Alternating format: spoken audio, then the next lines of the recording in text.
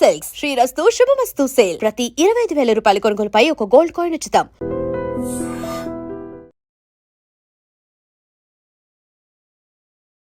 నమస్తే, welcome back to iDream media. నేను మీ Jhansi. So చాలామందికి దద్దుర్లు ఎక్కువగా వచ్చే సమస్యలు ఉంటాయి. మరి ఆ దద్దుర్లు వచ్చినప్పుడు చాలామంది సమ్ అలర్జీస్గా ట్రీట్ చేసి చాలా మెడికేషన్ కూడా తీసుకుంటూ ఉంటారు.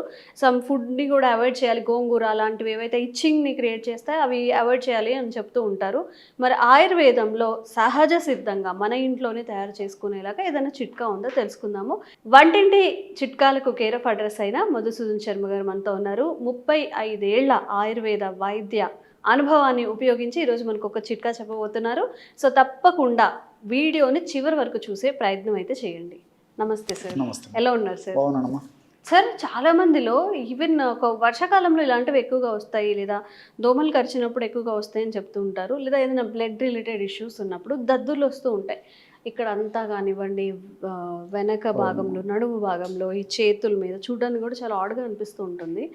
అసలు అవి ఎందుకు వస్తాయి? వచ్చినప్పుడు మన ఇంట్లో ఏదైనా చిట్కాలు చేసుకోవచ్చా దాని గురించి? దద్దుర్లు సమస్య అలర్జీ వల్ల వస్తుంటుందమ్మా. అలర్జీ తీసుకునేటువంటి ఆహార పదార్థాల వల్ల కానీ, ఇంతకుముందే మీరు చెప్పారు గోంగూర ఇలాంటివి తీసుకున్నప్పుడు కొంతమందికి దద్దుర్లు వస్తాయని చెప్పేసి, లేకపోతే గిన వాతావరణం మార్పు వల్ల కానీ, మానసికమైనటువంటి ఒత్తిడి ఉన్నప్పుడు కానీ, లేకపోతే గిన ఈ ప్రేవుల్లో ఏదైనా నులిపురుగులు ఇలాంటి సమస్యలు ఉన్నప్పుడు కానీ, లేదంటే కొంతమందిలో వాళ్ళు వాడేటువంటి ఆయా వ్యాధులకు వాడేటువంటి ఆధునిక కృత్రిమ రసాయన ఔషధాల ప్రభావం చేత కానీ, ఇలాగా అనేక రకాలైనటువంటి కారణాల వల్ల ఈ యొక్క దద్దుర్లు వస్తుంటాయమ్మా. దీన్నే ఆర్టికేరియా అంటే పేరుతో ఆధునిక వైద్యంలో పిలుస్తుంటారమ్మా. ఆర్టికేరియా దద్దుర్లు.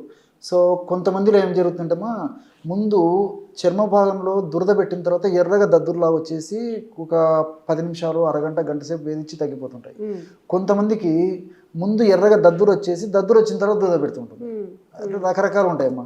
సో ఏది అయినప్పటికీ ఈ సమస్యను మాత్రం ఆర్టికేరియా అనేటువంటి పద్ధతిలో పిలుస్తారమ్మా. ఈ మధ్య కాలంలో వచ్చిందైతే అక్యూట్ ఆర్టికేరియా. నెలల తరబడి ఉందనుకోండి ఇదే సమస్య, దాన్ని క్రానిక్ ఆర్టికేరియా అని చెప్పేసి పేరుతో పిలుస్తుంటారమ్మా. సో దీనికి రకరకాలైనటువంటి యాంటీ హిస్టమిన్స్ అనేటువంటి పద్ధతిలో మందులు వాడుతుంటారు.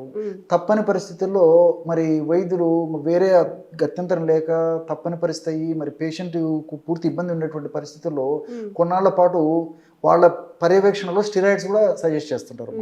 సో స్టెరాయిడ్ తప్పదమ్మా ఒక్కోసారి, ఎందుకంటే మరి ఆ భరించలేని ఇబ్బంది ఉన్నప్పుడు వైద్యులు తప్పని పరిస్థితుల్లో స్టెరాయిడ్స్ కూడా సజెస్ట్ చేస్తుంటారు. సో దీనివల్ల ఏమంటే టెంపరీగా ఏదన్నా ఇంప్రూవ్మెంట్ మార్పు ఉన్నప్పటికీ దీర్ఘకాలంలో చాలా ఇబ్బందులు ఎదురేటువంటి పరిస్థితి ఏర్పడుతుందమ్మా. సో దీనికి మంచి రెమెడీ చెప్తాం చూడమ్మా. ఈ దద్దుర్లకి, ఆర్టికేరియాకి వాము ఐడియా ఉంది కదమ్మా. అజవాయిన్ అనేటువంటి పేరుతో పిలుస్తారు, ఓమము అనేటువంటి పేరుతో పిలుస్తుంటారు. సో వాము అందరికి ఐడియా ఉండే ఉంటుంది.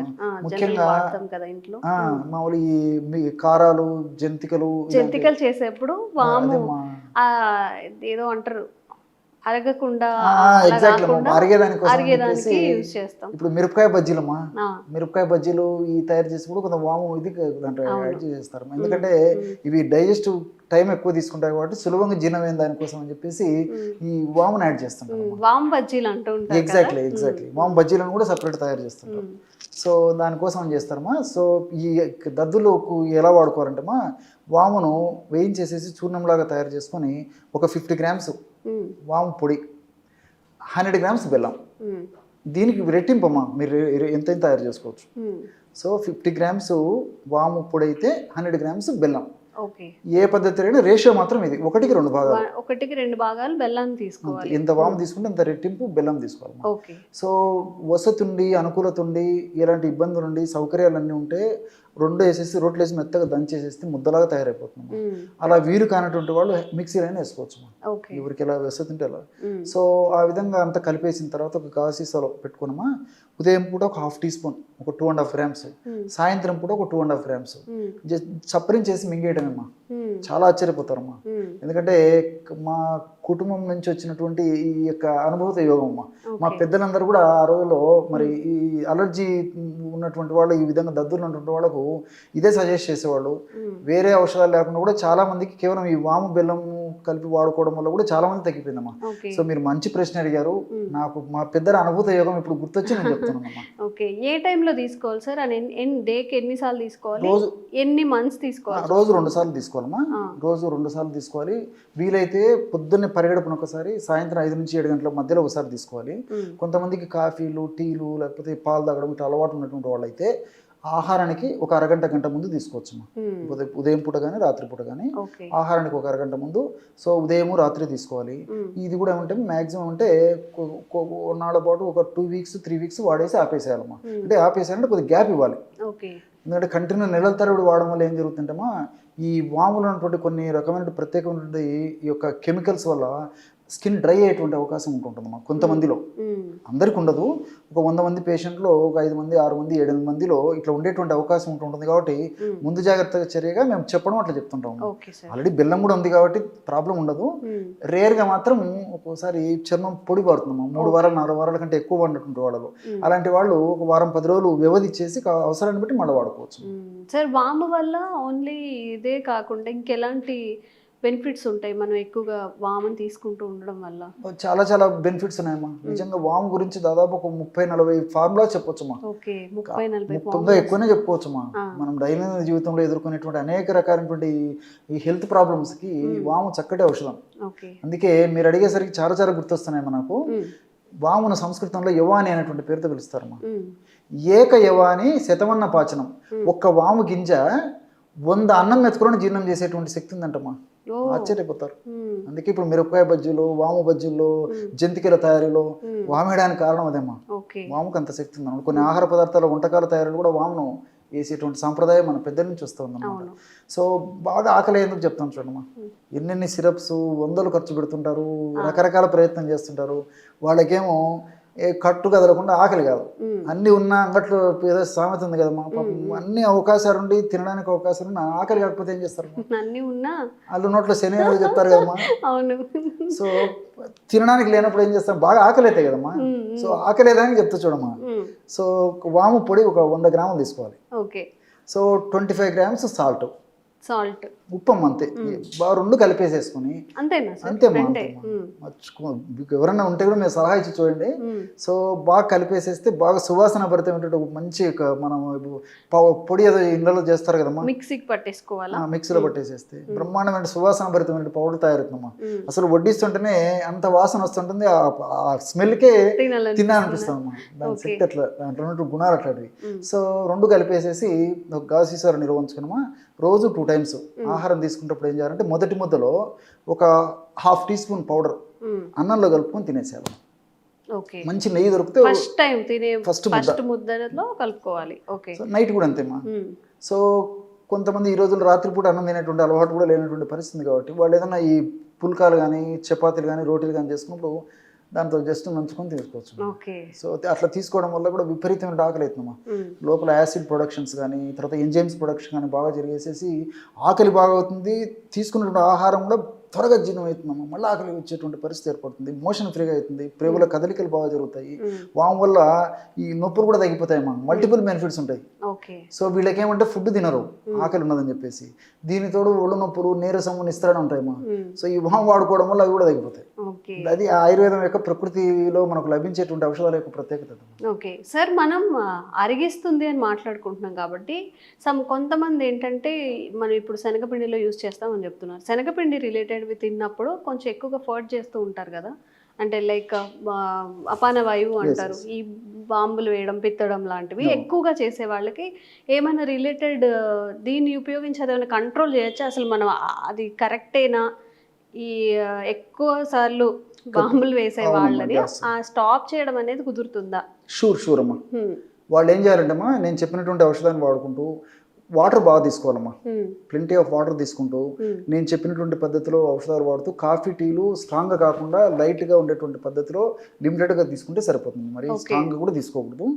అలాంటి వాళ్ళు ముఖ్యంగా ఏంటంటే కొన్ని ముఖ్యంగా పచ్చి ఉల్లిపాయలు కానీ అదేవిధంగా క్యాబేజీ ఇలాంటివి మ్యాక్సిమం వాడుకుంటే సరిపోతుంది. కొద్ది గొప్ప వాడితే ఏం కాదు. కానీ వీళ్ళు ఉల్లిపాయలు కొంచెం ఉడికినవి వేయించినవి అయితే అంత ప్రాబ్లం ఉండదు.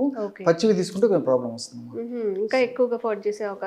అవకాశం ఉంటుంది కాబట్టి సో దీనికి కూడా సింపుల్ గా చెప్తానమ్మా. బాగా జీర్ణమయ్యేందుకు వాము పొడి, ఉప్పు చెప్పాను కదమ్మా. సో ఈ బాంబులు, ఈ అపాన వాతము, తర్వాత ఫ్లాటస్, ఈ పిత్తులు అని ఏవైతే చెప్తుంటారో ఈ యొక్క సమస్య తగ్గడానికి ఈ వాము పొడేమా 100 గ్రామ్స్ తీసుకొని బ్లాక్ సాల్ట్ అని దొరుకుతుందమ్మా. బ్లాక్ సాల్ట్, నల్ల ఉప్పు. నల్ల ఉప్పు అని చెప్పేసి మనకి నల్ల ఉప్పు అని చేసేసరికి పానీపూరీలు గుర్తొస్తాయమ్మా. పానీపూరి షాప్ దగ్గర ఎక్కడైనా పోండి, ఆ నల్ల ఉప్పు వాడి దగ్గర ఉంటుంది, ఇందులో కలిపేసి ఇస్తుంటారు మనకు తినడానికి. ఆ పానీపూరిలో వాడు లిక్విడ్ తయారు చేసేసి. సో 100 గ్రామ్స్ వాము పొడి అయితే ఒక 25 గ్రామ్స్ నల్ల ఉప్పు రెండు కలిపి పెట్టుకున్నామా. రోజు ఉదయం ఒకసారి, సాయంత్రం ఒకసారి, ఒక ఆహారం తర్వాత ఒక మ్యాక్సిమం 1/2 టీ స్పూన్, 1/2 స్పూన్ నుంచి 1/2 టీ స్పూన్ వరకు వాటర్లో కలిపి 100 ml వాటర్లో కలిపి తీసుకుంటే తగ్గిపోతుందమ్మా. చాలా సింపుల్ రెమెడీ అమ్మా, చాలా బాగా పనిచేస్తుంది కూడా. Okay okay. సో ఎవరైనా కానీ ఎక్కువగా ఫర్ట్ చేస్తున్నప్పుడు, అంటే అందరిలో ఉన్నప్పుడు ఇబ్బందిగా అనిపిస్తుంది కాబట్టి సార్ ఏదైతే చెప్పారో అది ఒకసారి ట్రై చేయండి. అండ్ అజీర్తి సమస్యలకి పనికొస్తుంది, దద్దుర్లకి పనికొస్తుంది. సో సార్ చెప్పినట్టు ఒక ఏకైవాని శతమన్న పాచనం, 100 అన్నం మెతుకులను జీర్ణం 100 అన్నం మెతుకుల్ని జీర్ణం చేసే శక్తి ఉంటుందట. ఇది మీకు ఎలా వర్క్ అయిందో కామెంట్స్ రూపంలో తెలియచేయండి. మీరు ఎలాంటి వీడియోస్ కోరుకుంటున్నారు, మీకు ఎలాంటి హెల్త్ ఇష్యూస్ ఉన్నా కూడా అవి కామెంట్స్ చేయండి. తప్పకుండా వీడియో చేసే ప్రయత్నం చేస్తాం. Thank you sir. Namaste. Welcome to I Dream. మనతో పాటు ఉన్నారు ప్రముఖ ఆయుర్వేద వైద్య నిపుణులు డాక్టర్ చిట్టిబొట్ల మధుసూదన్ శర్మ గారు. వారితో మాట్లాడదాం. నమస్తే సార్. నమస్తే సార్, ఈరోజు మన ఒక ఇంట్రెస్టింగ్ టాపిక్ ఏంటి అంటే, ఇంట్లో మనుషులు ఎంతమంది ఉంటారో దాని ప్రకారమే ఫ్రిడ్జ్ కూడా తీసుకునే సందర్భాలు ఇప్పుడు వచ్చేసాయి. ఇంట్లో కూడా ఫ్రిడ్జ్ అన్నది ఒక రూమ్ లాగా అయిపోయింది. అంటే పెద్ద సైజులో తీసేసుకొని వంటింట్లో ఉండవలసిన వస్తువులు అన్నీ కూడా ఫ్రిడ్జ్లోనే స్టోర్ చేసేసుకుంటూ ఉన్నారు. ఒకప్పుడు కూరగాయలు పండ్లకు మాత్రమే ఉంటుంది, అవి కూడా పెట్టుకోకూడదు. అన్ని రకాల కూరగాయలు పండ్లకు కూడా ఫ్రిడ్జ్ అన్నది అంత సేఫ్టీ కాదు అనేసి అనేవాళ్ళు. ఈ ఫ్రిడ్జ్ వాడకం పెరిగే కొద్దీ అనారోగ్యాలు కూడా ఎక్కువైపోతున్నాయి అని అంటూ ఉన్నారు. అది నిజమేనా సార్? చాలా చాలా మంచి ప్రశ్న అమ్మా. ఫ్రిడ్జ్ అనేది ఒకనప్పుడు స్టేటస్ సింబల్ అమ్మా. ఏదో ధనవంతులు, శ్రీమంతులు, హై క్యాడర్లో ఉన్నటువంటి వాళ్ళు వాడేటువంటి పరిస్థితి ఈరోజు కామన్ మ్యాన్కు కామన్గా ప్రతి ఇంట్లో ఫ్రిడ్జ్ ఉండేటువంటి పరిస్థితులు ఏర్పడినాయమ్మా. సరే, అవసరాలు అలాగే ఉన్నాయి, పరిస్థితులు అలా ఉన్నాయి కాబట్టి అక్కడ మనం తప్పుపట్టాల్సినటువంటి అవసరం లేదు. కానీ మితంగా ఆ ఫ్రిడ్జ్ను సద్వినియోగం చేసుకుంటే పర్వాలేదు. కానీ సద్వినియోగం చేసుకునే విధానం సరిగ్గా లేకపోతే మాత్రం చాలా ఇబ్బందికరమైనటువంటి పరిస్థితులు ఎదురవుతాయమ్మా. ఇప్పుడు సర్వసాధారణంగా మనం ఏదైనా పదార్థాలు, ముఖ్యంగా కూరగాయలు, ఆకుకూరలు, పళ్ళు ఇలాంటివి తెచ్చుకున్నప్పుడు ఏదో ప్రతిరోజు తెచ్చుకోవడం కష్టం అవుతుంది కాబట్టి ఏదో 5 రోజులు సరిపడను, వారానికి సరిపడను తెచ్చుకుంటామా. తెచ్చుకొని ఫ్రిడ్జ్లో పెట్టుకోవడం అయితే మంచిదే, అంతవరకు పర్లేదు ఉన్నటువంటి పరిస్థితుల దృష్ట్యా. ఆ విధంగా తెచ్చుకొని ఫ్రిడ్జ్లో పెట్టుకోవడం మంచిదైనప్పటికీ మనం ఆ యొక్క పదార్థాలని బయటికి తీసిన తర్వాత, ఎందుకంటే -డిగ్రీ టెంపరేచర్ కదమ్మా ఆ ఫ్రిడ్జ్లో, ఆ పదార్థాలను బయటికి తీసిన తర్వాత నార్మల్ టెంపరేచర్ వచ్చిన తర్వాత వాడుకోవడం మంచిదమ్మా. అదొకటి. రెండోది ఏమంటే, ఫ్రిడ్జ్లో ఎక్కువ కాలం పాటు నిల్వ ఉంటుందని చెప్పేసి ఎక్కువ రోజులు నిల్వ ఉంచడం కూడా మంచిది కదమ్మా. దానివల్ల కూడా కొన్ని రకాలైనటువంటి ఆ యొక్క పదార్థాల్లో కొన్ని రకాలైనటువంటి ఈ హానికారకమైన పదార్థాలు, అంటే ఫ్రీ రాడికల్స్ అంటారమ్మా, అవి ఉత్పత్తి అయ్యి అవి శరీరానికి హాని చేస్తాయి. కాబట్టి అలాంటి పద్ధతి కాకుండా మితంగా కొన్నాళ్ల పాటు ఆ యొక్క ఫ్రిడ్జ్లో పెట్టుకోవడం మంచిదమ్మా. ముఖ్యంగా నిల్వ ఉండనటువంటివి, ఇప్పుడు ఫర్ ఎగ్జాంపుల్ ఆకుకూరలు, కూరగాయలు, పళ్ళు ఇలాంటివి నిల్వ ఉండవు కదమ్మా, ఇలాంటివి పెట్టుకోవచ్చు. పళ్ళు అనేసరికి మీకు మరొక సందేహం వస్తుందమ్మా, ఎగ్జాక్ట్ అమ్మా, అరటి పళ్ళు పెట్టకూడదమ్మా. కాబట్టి ఇంచుమించు మిగతా పళ్ళని పెట్టుకోవచ్చు, కానీ అరటి పళ్ళు మాత్రం బయట పెట్టుకోవాలి. ఇప్పుడు ఈ సీజన్లో దొరికేటువంటి ఈ మామిడి పళ్ళు కానీ, తర్వాత ఈ నేరేడు పళ్ళు కానీ, తర్వాత ఈ యాపిల్, జామ ఇలాంటివన్నీ పెట్టుకోవచ్చమ్మా, ఇబ్బంది అనేది. కానీ ఒక అరటిపండు మాత్రం మినహాయింపమ్మా, అందులో కెమికల్స్ చేంజ్ అయిపోతాయి, అది మంచిది కాదని చెప్పేసి కూడా వైద్యరీత్యా కూడా వైద్య ప్రపంచం తెలియజేస్తుందమ్మా. ఇక్కడ -డిగ్రీ టెంపరేచర్లో ఉన్నటువంటి యొక్క పద్ధతిలో ఎక్కువసేపు ఆ పదార్థాలు ఆ ఫ్రిడ్జ్లో నిల్వ ఉండడం వల్ల ఫ్రీ రాడికల్స్ ఉత్పత్తి అయ్యి అవి మనం తీసుకున్నప్పుడు హానికారక పదార్థాలుగా శరీరంలో తయారవుతాయమ్మా. అవి అనేక రకాలైన వ్యాధులను కలుగజేస్తాయి. ఫ్రీ రాడికల్సే మంచిది కాదు, మన దేహంలోకి పోయిన తర్వాత మరింత హానికారకంగా తయారైపోతాయి అన్నమాట. అంటే ఎలాంటి హెల్త్ ఇష్యూస్ వస్తాయి సార్? అంటే వెయిట్ వచ్చేటువంటి పరిస్థితి ఏర్పడుతుందమ్మా. అదేవిధంగా తర్వాత ఈ గ్యాస్ట్రిక్ ట్రబుల్ సంబంధించినటువంటి సమస్యలు, దాంతోపాటు ఇమ్యూనిటీ తగ్గిపోవడము. ఈ రోజుల్లో చీటికి మాటికి జబ్బులు వచ్చేస్తున్నాయమ్మా.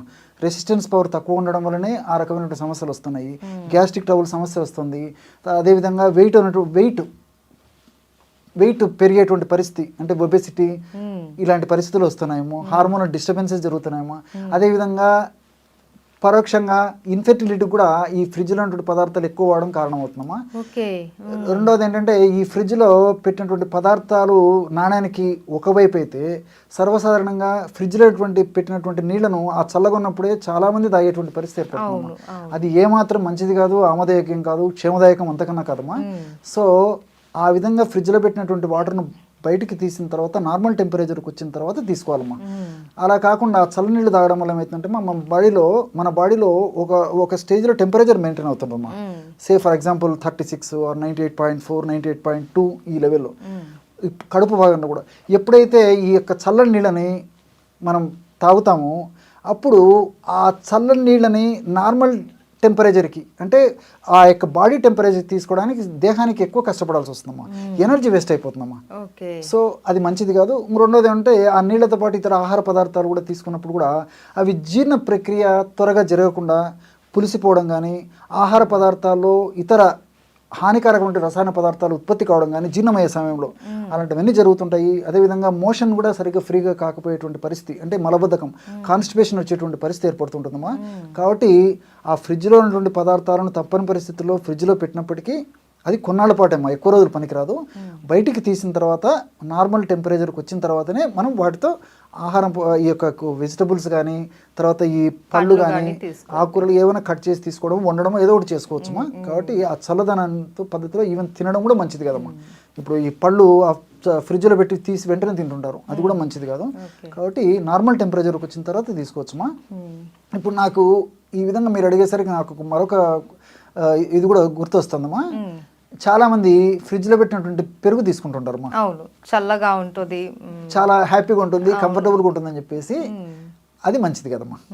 ముఖ్యంగా ఈ రోజుల్లో ఏమవుతుందంటే వివిధ రకాలైనటువంటి కారణాల వల్ల దేహంలో ముఖ్యంగా జీర్ణ వ్యవస్థలో వచ్చేటువంటి వివిధ రకాలైనటువంటి ప్రాబ్లమ్స్ వల్లనే, రుగ్మత వల్లనే అనేక రకాలైన జబ్బులు వస్తున్నాయమ్మా. ఈ పెరుగులో ప్రోబయాటిక్స్ అనేవి ఉంటాయమ్మా. ఈ ప్రోబయాటిక్స్ ఉన్నటువంటి పెరుగును పద్ధతి ప్రకారం వాడినప్పుడే ఆ ప్రోబయాటిక్స్ ప్రభావం చేత మన ప్రేవుల్లో మంచి బ్యాక్టీరియా ఉత్పత్తి అవుతుందమ్మా. ఈ మంచి బ్యాక్టీరియా ఎప్పుడైతే ఉత్పత్తి అవుతుందో అప్పుడు వ్యాధి నిరోధక శక్తి పెరిగిపోతుంది. అదేవిధంగా మనకు హ్యాపీ హార్మోన్స్ అంటే డోపమిన్, గాబా ఇలాంటి అనేక రకాలైనటువంటి హ్యాపీ హార్మోన్స్ మన బాడీలో ఉత్పత్తి అవుతుంటాయమ్మా. ఆ హ్యాపీ హార్మోన్స్ ఉత్పత్తి అయ్యేందుకు కూడా ఉపయోగపడుతుందమ్మా. అంతేకాకుండా ఈ రోజుల్లో B12 లోపం జరుగుతూ ఉంది చాలా మందిలో. కాబట్టి ఈ పెరుగును నార్మల్గా టెంపరేచర్లో ఉన్నటువంటి పెరుగును వాడుకోవడం వల్ల ఆ B12 లోపాలు కూడా లేకుండా ఉండేదానికి ఈ యొక్క పరోక్షంగా ఇది కూడా మనకు ఉపయోగపడుతుందమ్మా. కాబట్టి ఇలాంటి అనేక రకాలైన ఉపయోగాలు ఉన్నాయి. రెండవది ఏంటంటే ఈ రోజుల్లో ఉదయం నుంచి సాయంత్రం దాకా కుటుంబ సభ్యులందరూ చాలా చాలా బిజీగా ఉంటారమ్మా. సో సాయంత్రానికో రాత్రికి ఇంటికి వచ్చిన తర్వాత కుటుంబ సభ్యులందరూ కలిసేసి ఆహార పదార్థాల్లో భాగంగా ఫ్రిడ్జ్లోంచి ఆ యొక్క పెరుగుని తీసేసుకొని పెరుగుని సేవిస్తుంటారమ్మా. కాబట్టి ఇది ఏమాత్రం మంచిది కదమ్మా. యాక్చువల్గా ఆయుర్వేద శాస్త్రరీత్యా నక్తం దదిపుంజీత, నక్తం అంటే రాత్రి, దది అంటే పెరుగమ్మ. నక్తం రాత్రిపూట పెరుగు తినరాదు అని చెప్పి చెప్తుంటారు. ఈ రోజుల్లో మనం అవన్నీ ఫాలో కావడం లేదు ఒకటి. రెండోది ఏమంటే ఇప్పుడు మీరు అడిగినట్టు ఫ్రిడ్జ్లో పెట్టి ఫాలో కాలేకపోవడం ఒక తప్పు, అంటే రాత్రిపూట పెరుగు తినడం తప్పు. దీనికి తోడు అగ్నికి ఆజ్యం తోడైనట్టు ఫ్రిడ్జ్లో ఉన్నట్టు పెరుగును వాడడం మరీ తప్పు. దీనివల్ల రకరకాలైన జబ్బులమ్మా, అంటే హార్ట్ ప్రాబ్లమ్స్, మెదడుకు సంబంధించిన ప్రాబ్లమ్స్, అదేవిధంగా రక్తనాళాలకు సంబంధించిన ప్రాబ్లమ్స్, వెయిట్ రావడము, షుగర్ రావడము, హార్మోనల్ ఇంబ్యాలెన్సెస్ రావడము, అంతుబట్టని చర్మ వ్యాధులు రావడము, ఇలా అనేక రకాలైన సమస్యలు వస్తున్నాయమ్మా. ఇలాంటి సమస్యలు వచ్చినప్పుడు కొన్నిటికైతే ఈ రోజుల్లో మనకు ఉన్నటువంటి టెక్నాలజీ ద్వారా ఆ వ్యాధులకు నిర్ధారించగలుగుతున్నాం, కానీ కొన్నిటికి నిర్ధారణ కూడా చేసేటువంటి పరిస్థితి లేదమ్మా. ఇది ఎందువల్ల ఈ జబ్బు వచ్చిందని కూడా చెప్పలేకపోతున్నాం. కారణాలన్నీ ఇలాంటివి అనమాట. కాబట్టి వీటిని మనం సరిదిద్దుకోగలిగితే అలాంటి సమస్యలు రాకుండా ఉంటాయి. సర్వ రోగాలకు కేంద్రం ఫ్రిడ్జ్ అంటారు. ఎగ్జాక్ట్లీ.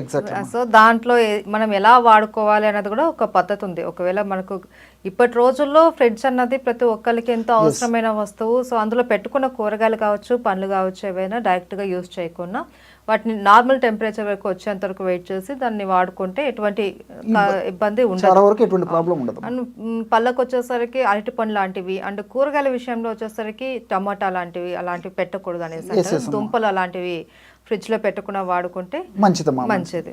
దానివల్ల ఏమంటే ఇప్పుడు ఈ బంగాళదుంప ఇలాంటివి కూడా మంచిది కదమ్మా. మీరు అన్నట్లు ఇలాంటివి కూడా పెట్టకుండా ఉంటే మంచిదమ్మా. కాబట్టి ఇంచుమించు మిగతావన్నీ పెట్టవచ్చుమ్మా. కూరలు, కూరగాయలు, పళ్ళు ఇలాంటివన్నీ పెట్టుకోవడం వల్ల కూడా ఎలాంటి ఇబ్బంది ఉండదు. Okay, thank you so much sir.